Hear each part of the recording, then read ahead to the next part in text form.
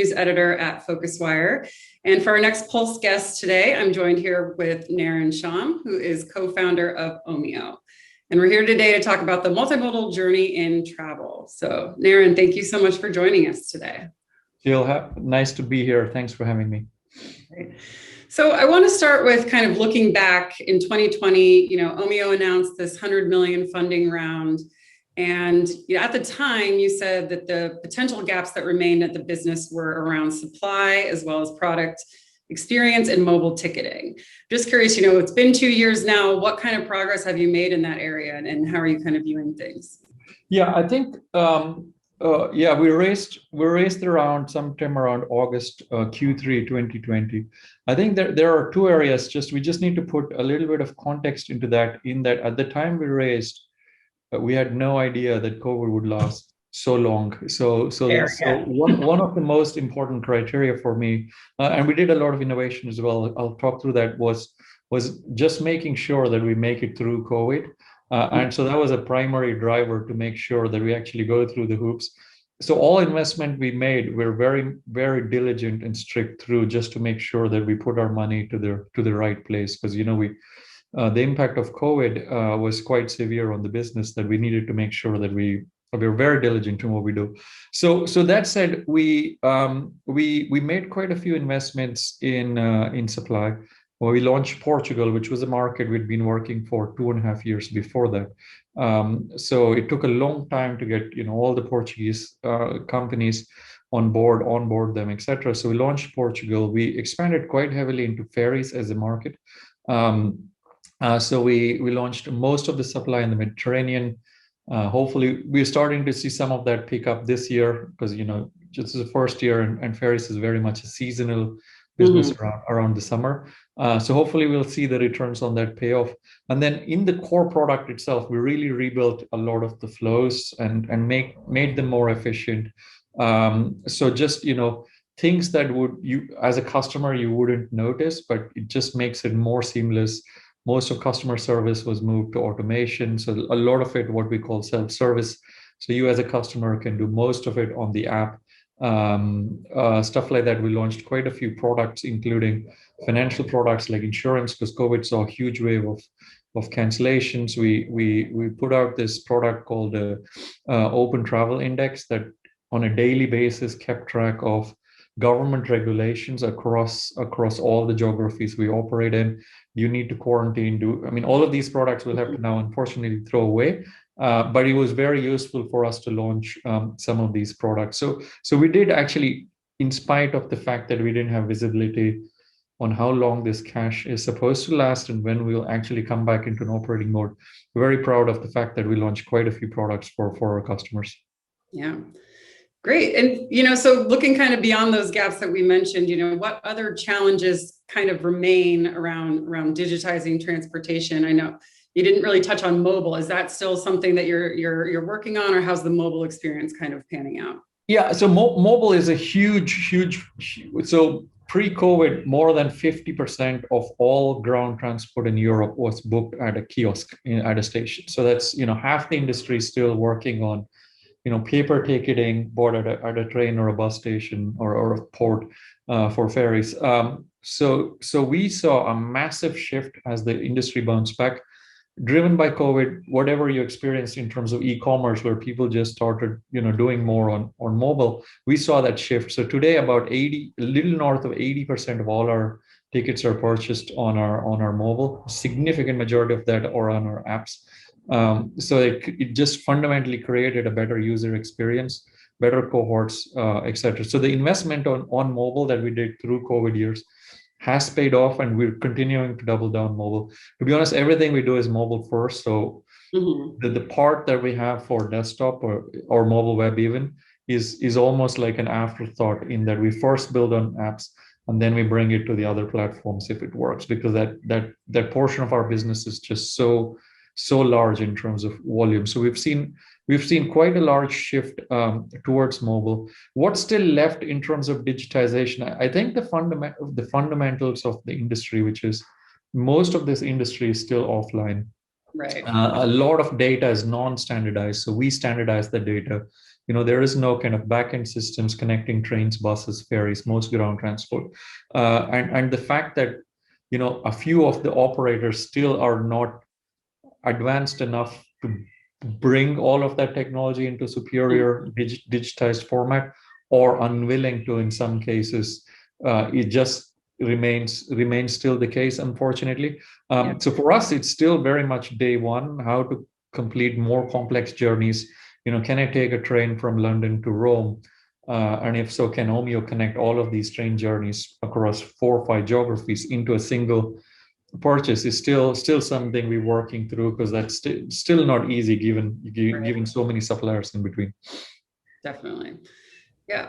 And then I kind of want to look at, rail specifically. How are the, regulations around that in Europe kind of impacting Yeah, unfortunately, so there's the good and bad. The good is, given the focus of sustainability for the whole world, not just Europe, and given how advanced Europe is in terms of ground transport compared to, say, US or a few other markets, rail remains the most significant opportunity for us to put a very strong stake into sustainable transport. And Europe can actually lead the way globally, just the same way Europe did for other areas like GDPR and a few other areas. Europe has the opportunity to truly innovate in terms of sustainable transport. So that's kind of the opportunity ahead. Unfortunately, that comes with a negative, which is rail operators many of them, I would say, are still stuck in the past. It's still seen as protectionism, defending the market share. Some markets are far more advanced, like Italy, Sweden. They're pushing the boundaries in terms of innovation. They're pushing us to build better products, both domestic and to international tourism.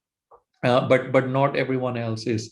So I think rail as an industry needs to be all data needs to be available fully. So the more players, just like Omio, in fact, I would appreciate more competition as well, because it keeps us on our toes. More players can innovate. Data is publicly available.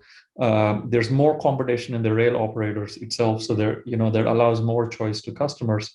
And there is no vertical integration across, from stations to train operators to ticketing systems. So that has to be unblocked. That is, I hope, the role of the government, more so European Union, because that will allow more digitization, but more innovation. Because if 5 years from now, all of Europe has the best high-speed rail network, consumers can go anywhere. It's all transparent. It's almost like what telecom went through.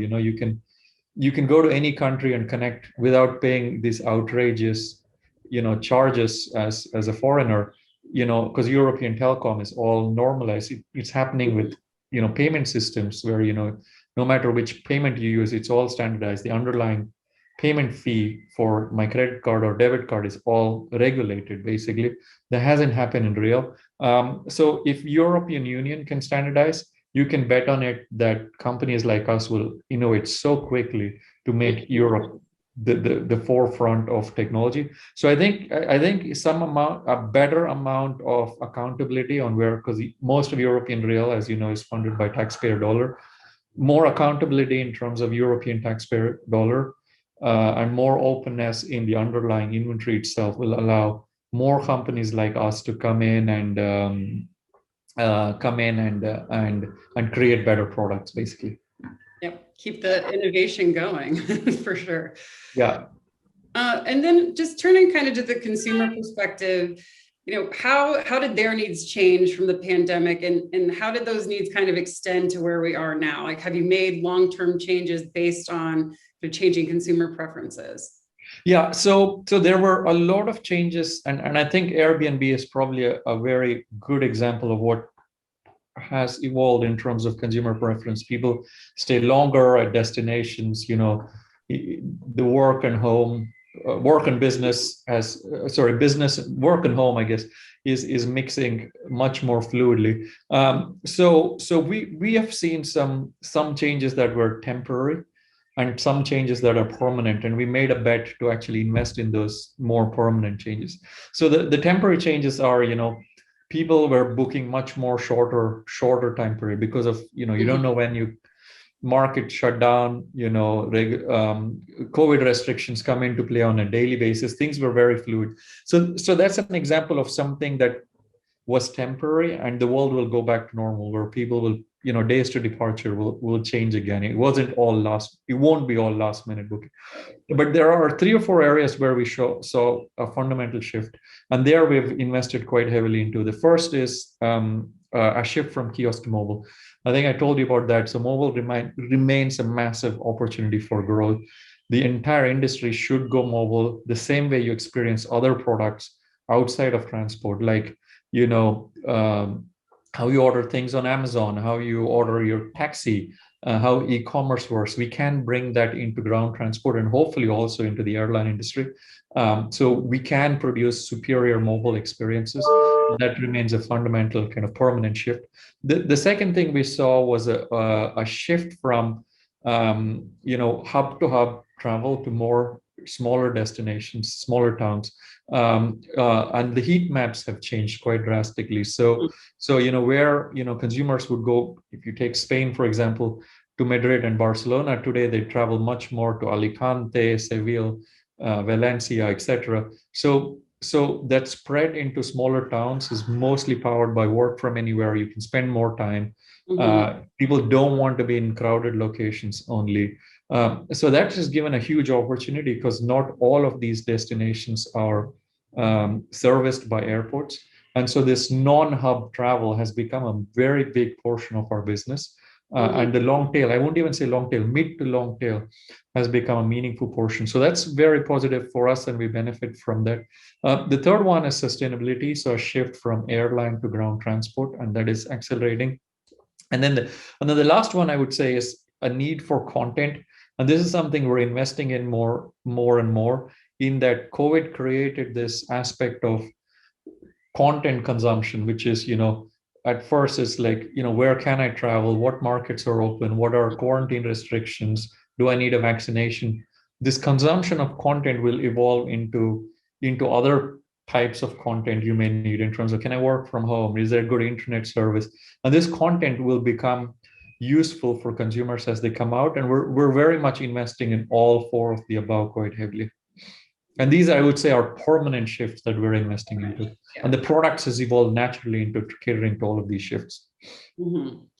Yeah, and so that kind of brings me to, you touched on earlier about the insurance product, and you partnered with Cover Genius on that.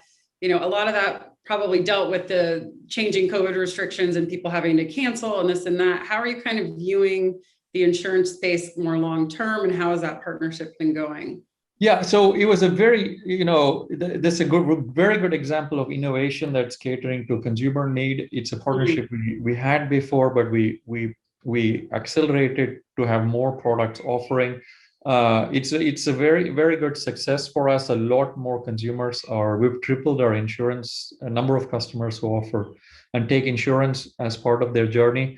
Cover Genius has innovated quite well into this industry. So I would definitely call it a successful partnership.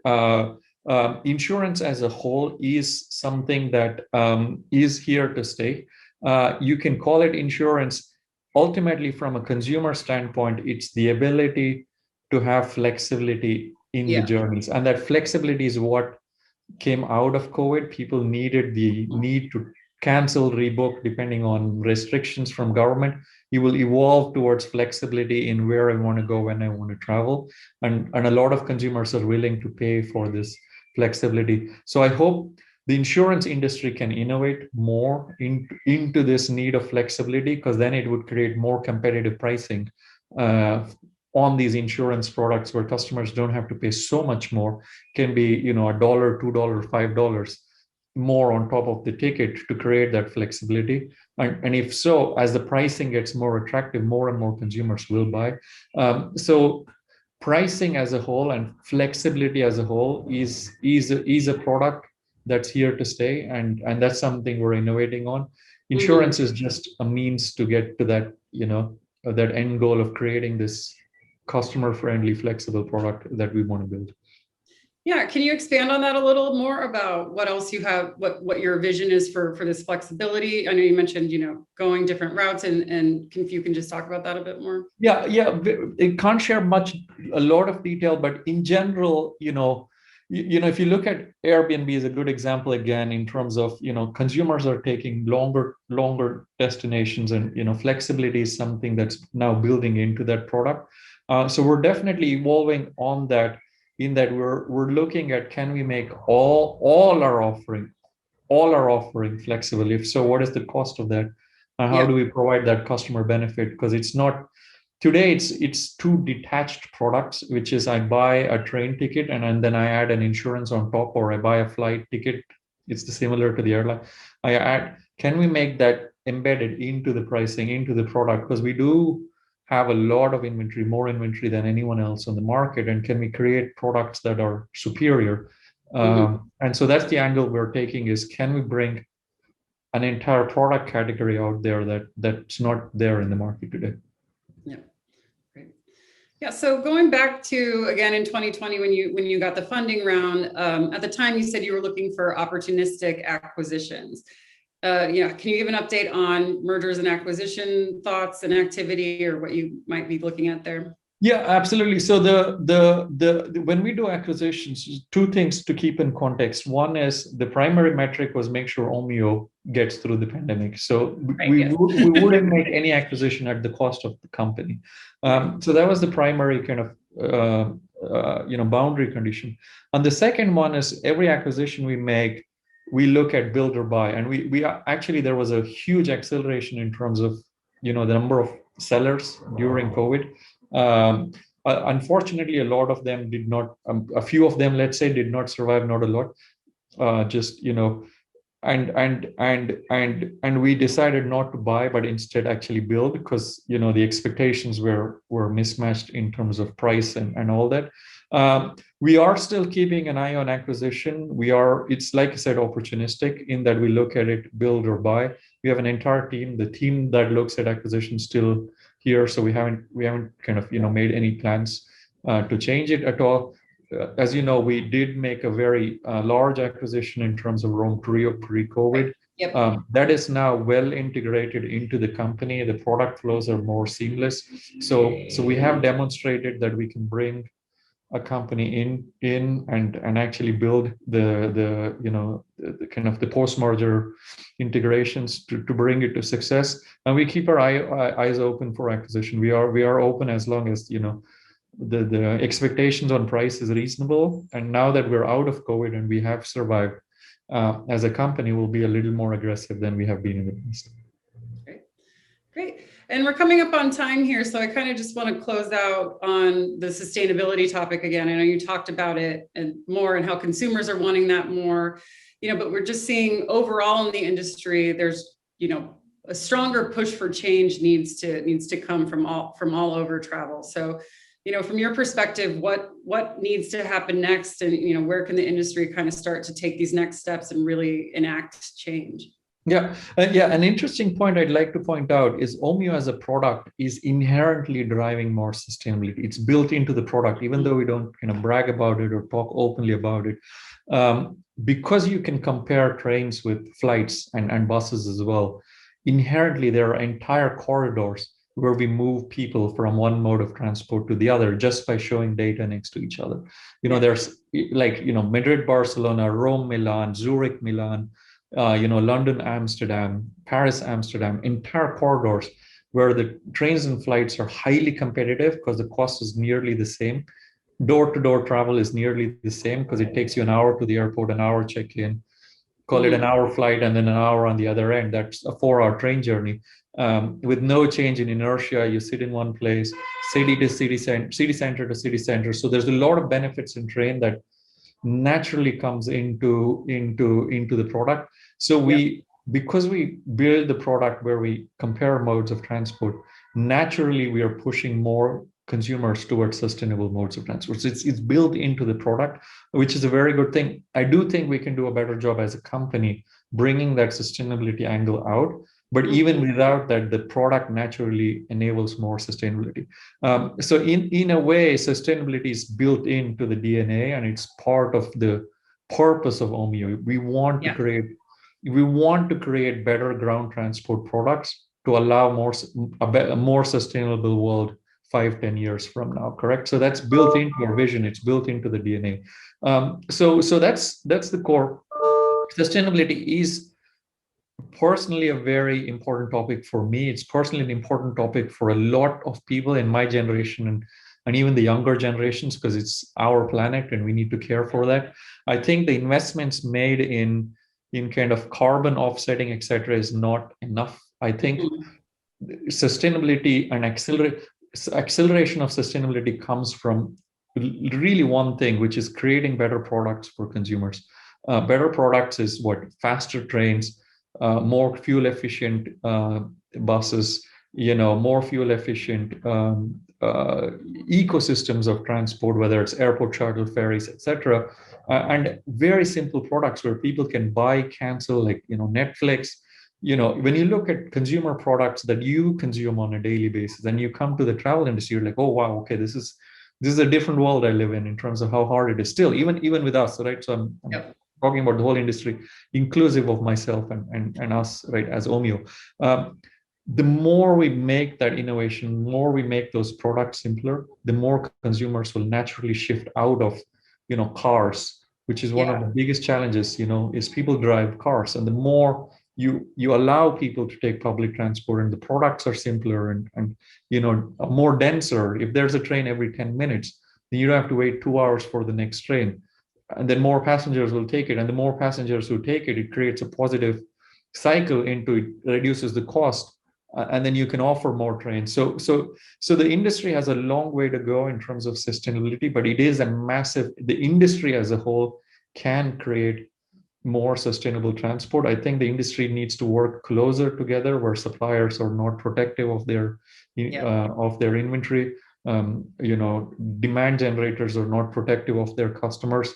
And the more we work together to create better products, I think that's how you kind of combat sustainability. So it is an industry-wide challenge, and I hope the industry comes together in a more unified product-centric way from towards a customer, rather than in a more competitive way. Because I think we have a role to play as an industry to creating a more sustainable world, and I hope we will stand up to that and create that world, basically. No, that's a really great point, that the easier you can push people towards these sustainable modes, the more they're going to do it. Yeah. So yeah, that's great. All right, well, we are at time, but I want to thank you so much for joining us today. Really appreciate it. Cool. Thanks a lot, Jill. Yep. Take care.